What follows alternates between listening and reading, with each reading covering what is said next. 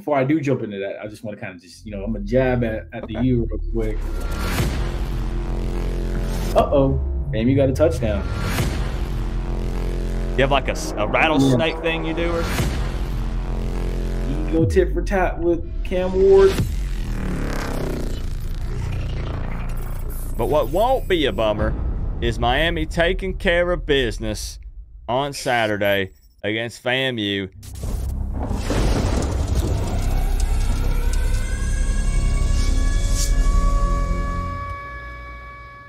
Welcome, college football fans, to another episode of the Inside Insight Show, the series where we bring on a content creator each week that covers Miami's opponent so they can tell us a little bit more about their team.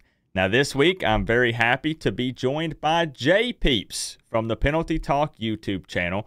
And I actually do have a quick, funny story for JPeeps and for you guys.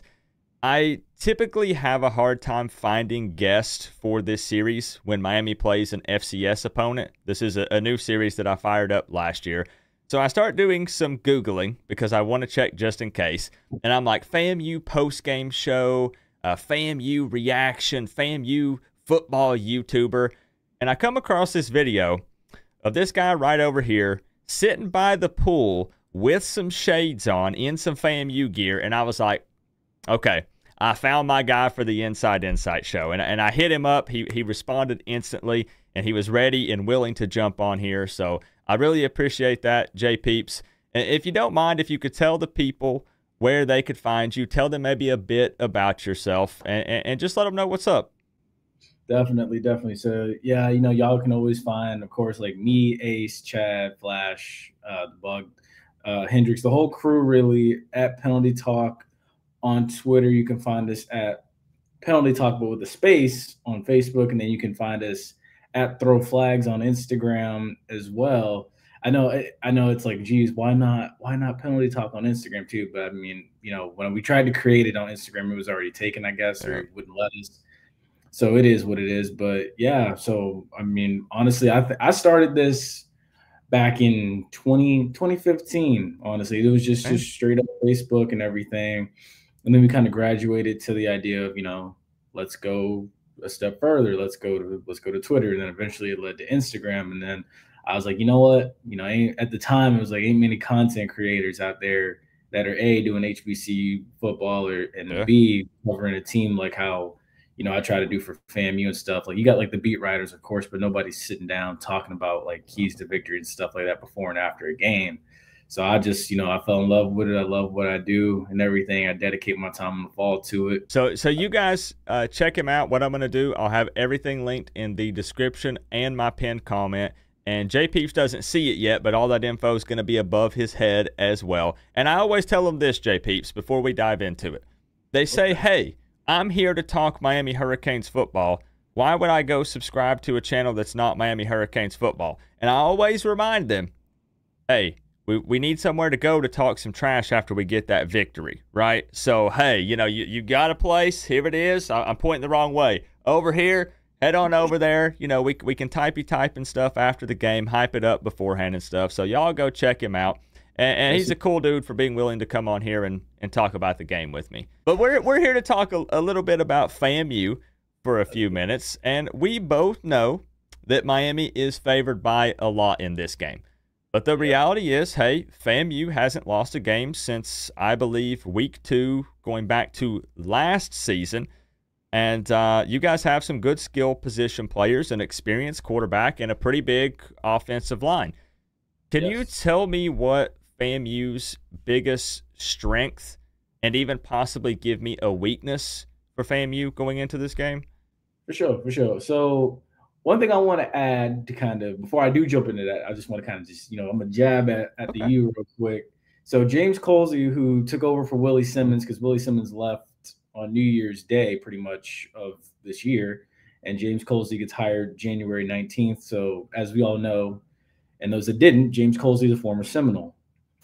So James Colsey in his college career, 3-1 against Miami. From 93 to 96, won a national title in that time too. As a freshman, also played baseball at Florida State. But speaking of FAMU, so biggest strengths of course, I like the quarterback situation. I like the wide receivers. I said it last week, during the South Carolina State game, because Bragg's the house that Jake Gaither built. Um, and quite honestly, we don't lose in Bragg. We don't lose in Bragg. But the strength is the quarterback and the wide receivers. Dana Richardson, as I mentioned against South Carolina State, he has one of the strongest arms, and he knows how to climb the pocket and knows how to deliver precision at the same time. We saw him do it against Norfolk State in the MEAC SWAC Challenge. When we saw him do it against South Carolina State again, willing this team back to a victory, and back-to-back weeks tossing 3 TDs. Biggest strength also too, mentioned wide receivers. I look at primarily, and I include tight ends with this. I look at Jamari Gassett. I look at Kobe Gross. I look at Carter Johnson, who's a Pitt transfer, and Kobe Gross as well too, is also a Florida State transfer. I look at all those guys, that are key playmakers that are going to be eyes to watch for this game this weekend. Now, what about on the? Okay, go ahead. You were going into the weakness, right? Okay. Weaknesses, honestly, dude. The past 2 weeks, I'm gonna have to say tackling defensively, tackling and just trying to be assignment sound in the gaps. It irks me just to look at it, and I see too much reaching for my liking. I see everybody trying to go for the big hit. And, if y'all know anything about the MEAC and the SWAC, FAMU playing 2 MEAC teams is good for what's to come down the road. But, the MEAC's more of a power style versus the SWAC being more of a speed, flash, and dash type style. FAMU, thankfully, traditionally has always been a bit of both, since FAMU was initially in the MEAC for so long. And by the way, the winningest program in the MEAC as far as football goes, still to this day. But I think seeing that, it's like you're not accustomed to seeing that, because former president Larry Robinson, dubbed FAMU's defense the dark cloud defense. They had a stint back in 2021 where they got to take away every game, and so far we are still waiting to see that. Hopefully it comes this weekend, fingers crossed. I would like to see at least some type of defensive turnover, but again, primarily just tackling. Tackling is the main thing that I think is the weakness of FAMU's defense. Okay. Now talking about here, head to head with the position groups, do you feel like there's any that FAMU, what's the best way to word this, can match up well with Miami? That maybe that FAMU not necessarily has an advantage. This game is very tough to talk about, because I understand that Miami is favored in pretty much every category, right? Every position group. So I would honestly say, and I'll look at it like this, because we've had on our platform, we've had FAMU's OC and offensive line coach Joe Henry on. We spoke with former FAMU offensive coordinator in the past, KJ Black, who's now with the Atlanta Falcons. He now stems from the Willie Simmons tree and the Sean McVay tree. A lot of them will tell you, the biggest difference between like the FCS and the FBS is really just the trenches. So I think pound for pound, the trenches is where we are at a disadvantage, which I guess I should have added that to my weakness too, because of the quality depth. Like, again, you look at Miami, you guys got 20 guys that look like Cesar Reyes. And it's deep. It's deep. And then it's like, okay, FAMU's got maybe you guys have 20, FAMU's got maybe 7, 8, maybe 10 at the most. So I think that's where you don't go tit for tat. Now, where we do go tit for tat, and I will say, according to a lot of coaches, is skill position wise. Yeah. So I'll say, I think Kendall Bowler, who's FAMU's starting defensive back, came over from Mercer, was a transfer, was a FAMU kid growing up and stuff, but his whole family went there from the Orlando area. I think he's about as good as any DB in the country. He's the best DB in the SWAC, honestly. I look at Jamari Gassett and company. He's a Buffalo transfer. He's from right down the road in Tampa. I think he's another talented player that I think could run with any wide receiver at Miami. He had a pretty big game week 1, right? Over 100 yards. Yep, 110 yards, 2 TDs. him and Daniel Richardson. I don't want to. I don't want to say Daniel Richardson. Well, I guess I could kind of say he can go tit for tat with Cam Ward. I mean, It's just hey, you can say what you want. I mean, it's a little bit. Part of it is also too with a lot of this is the exposure side of it. Like I will say this. I'm gonna put it like this: the top 3 quarterbacks in Florida, Cam Ward. For now, I'm gonna say Dan Richardson, and then Bynum at South Florida.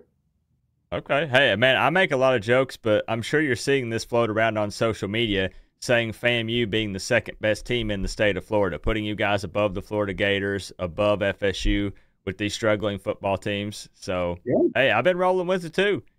And as you Dude, hey, said, you guys have some playmakers. You've got some ballers on that squad. I agree. I do honestly. I said it Monday night watching Florida State play. I'm like, hey, Miami's taking on that state championship, and B, the best quarterback in Tallahassee is on the highest of 7 hills. Ooh. I Okay. I'm standing by more precise. Yeah. Okay. Almost All had right. to throw a corner out. Hey, we all of us are laughing at Doo Doo DJ. But anyways, that's that's something that's totally different video. So can you tell me? I'm liking the rawness here, the being real and open and honest, talking about FAMU. So could you tell me then, when looking at this Miami Hurricanes team, what would be your biggest concern? Like, is it the big, nasty, deep D line? Is it, Cam Ward after the numbers he put up in game 1? What would concern you most? My main concern is just, can we get out of this game healthy? That's my main thing. Just, can we get out of this game healthy? Because we have the potential, I think, because I've said it in the preseason breakdown I did on FAMU. I think we have the potential as a team to go 12-2 this year. Then this game, along with the Troy game in 2 weeks, these are 2 games you got to get out healthy, but you also got to take it as a learning experience. So I do think, my biggest concern is just, I don't want to see FAMU come into this game and roll over. I want to see FAMU go into this game and fight and show some type of fight like how we've done the past 2 times when we played USF. Like, just because it's USF and stuff in their rented stadium and everything like that, still go in there and fight. You're coming down here, the running joke is, honestly, if my number is correct, and the last time FAMU scored a touchdown against Miami was 2014. But if you go down swinging. Just don't go down saying, just you tapped out. But I don't think that's going to happen. And it's funny that you mentioned, coming out of this game healthy, because that's exactly how Miami fans are looking at it for Miami, right? So, like, even though Miami is expected to win, most FAMU fans are going to expect Miami to win. Let's be fair, anything can happen, but that's what most people are believing. So Miami's saying the same thing. Hey, like, let's not get anyone hurt. Miami's, starting up the ACC gauntlet here in the next 2 or 3 weeks. So get in, get a win, get out, nobody hurt. And from your point of view, a lot of people are looking at it as this is probably going to be a loss. But like you said, compete, fight hard, don't get hurt, because you have other big goals still this season that you're trying to achieve. And losing to Miami doesn't necessarily derail that, unless something happens and, your quarterback gets injured or something like that. So that's a really good point. Exactly. So can you give me maybe 1 or 2 impact players for FAMU that Miami fans can expect to hear their names called a lot on Saturday? I'll give you 4. I'll give you 4. I'll take 4. Okay. The quarterback, Daniel Richardson, who tossed for 3 TDs last week.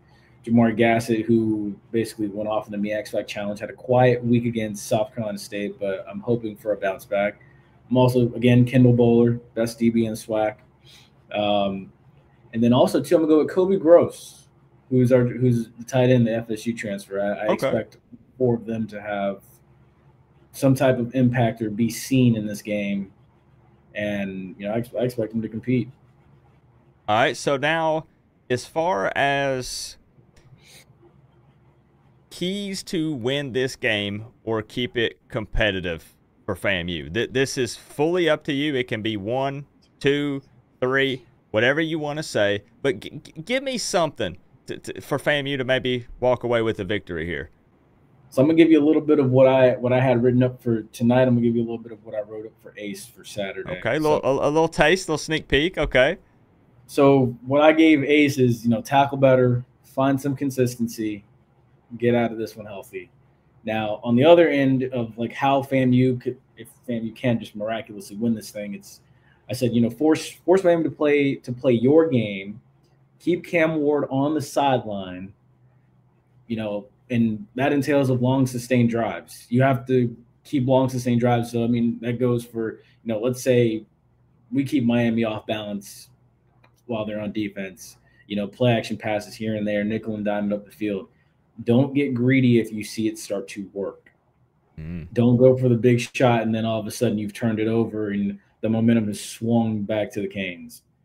Like that's my main thing. It's like, because sometimes it's like, hey, if you come in and you can just kind of like surprise Miami and be like, man, you got a touchdown, and now it's 7-0, and that's a momentum builder. You can start going tit for tat. I mean, like, I don't know if you had saw it, but the 2022 game we played North Carolina, we went in there. We had players that were primarily Isaiah Lamb. We went in with players that got ruled ineligible like 3 days before the game, and went in there, fought them, played a heck of a game. We just ran out of gas and stuff. I mean, honestly, a lot of people felt like, I was looking at it like, shoot, we might be able to upset them.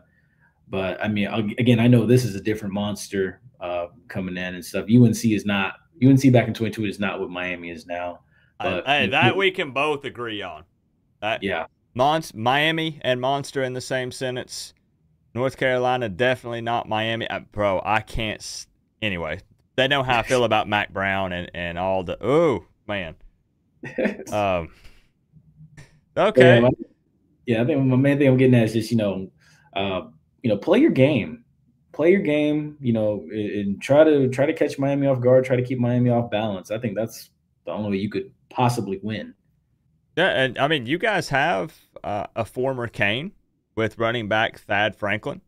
Yes. Who played for Miami a couple seasons. And you even have wide receiver Quan Lee. He didn't play for Miami, but was committed. Miami wanted him at one point. He chose UCF instead. So there are some familiar faces on FAMU's roster. Mm-hmm. And I think that Thad even caught the touchdown that put you guys ahead last week, right? Towards the end of the game. He caught the first touchdown of the MEAC Challenge, and he caught the last touchdown to put us ahead against South Carolina State. And Quan Lee's developing out to be an excellent slot receiver. I like him a lot coming across like on drags and on slant routes a lot. So I'm excited to see what those two can continue to do in this offense.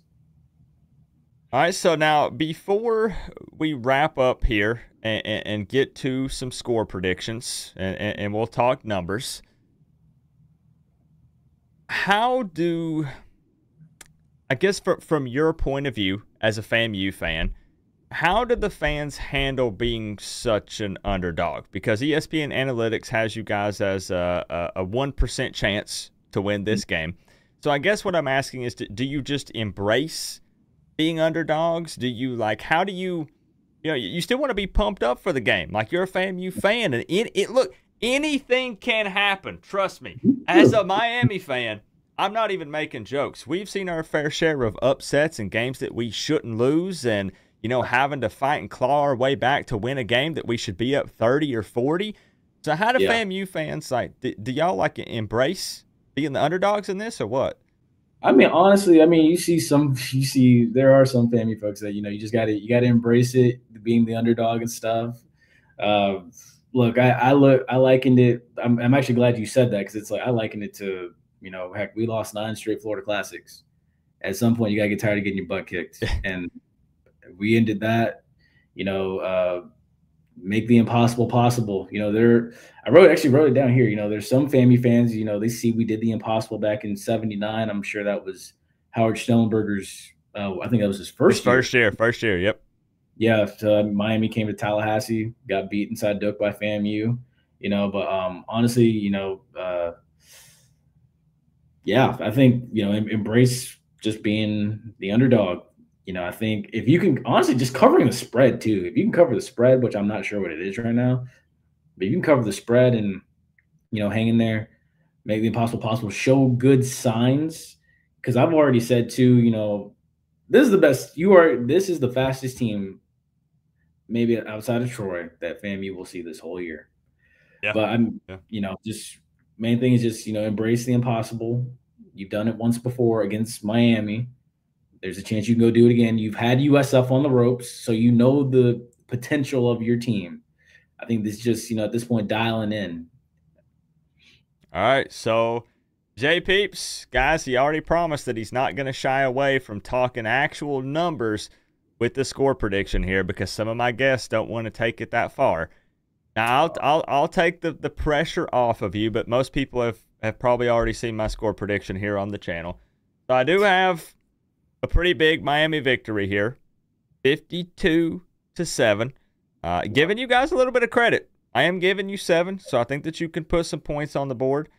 Okay. I think that it might be a scenario. We've seen Mario Cristobal in the past kind of let off the gas a little bit, maybe late in the game, keeps it actually a little bit more respectful. So Yeah. I think that might be possibly what we see here. But I have 52-7, JPeeps. Okay. What are you thinking? So I'm looking at it. Actually what Miami will score is actually spot on with me.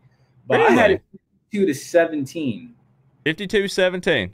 Yes. So it is interesting then from a fan point of view. You've got the same amount of points for Miami as me. I've got 52-7. You've got 52-17.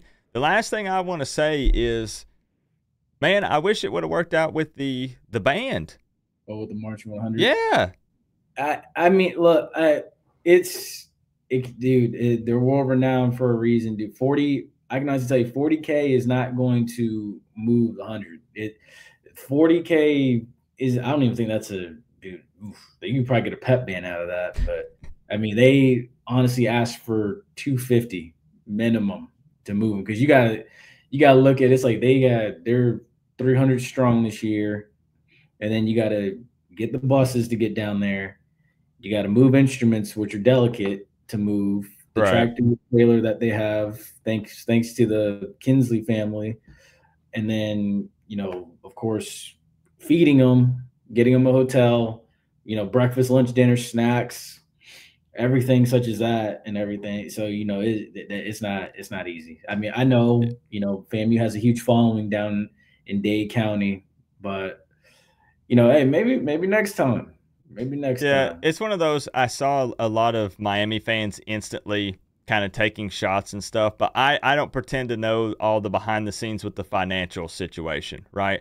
I more so was just disappointed because FAMU's band is awesome, Yeah. So even though I won't be able to make it to the game, I know that it's a huge thing for fans that are there to see FAMU's band perform. So that was just a little disappointing that Miami couldn't make that happen. Whatever was going on with all that, not up to me. Don't know all the details, but that was a bit of a bummer. But what won't be a bummer is Miami taking care of business on Saturday against FAMU, 52-7.